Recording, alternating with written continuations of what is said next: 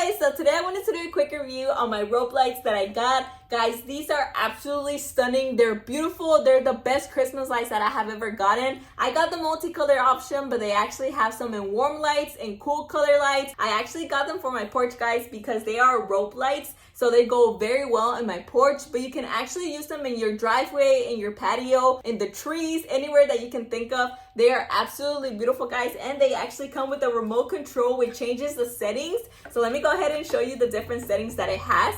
So we're just gonna do the first option, second option, third option, fourth option, fifth option, which is just steady, sixth option, which is off, and this is the seventh option, which is the most beautiful is for me, guys. It actually slowly turns on, slowly turns off, so I absolutely love them. And they also come with clips and screws, guys, in case you want to clip them or screw them to the ground, to the trees, to your house, anywhere that you can think of. I'm actually gonna show you how they look outside in my porch at night so you can see how beautiful they look. Alright guys, so this is how the lights look like outside of my house. This is the seventh setting, so it's kind of like the ones that go off and on.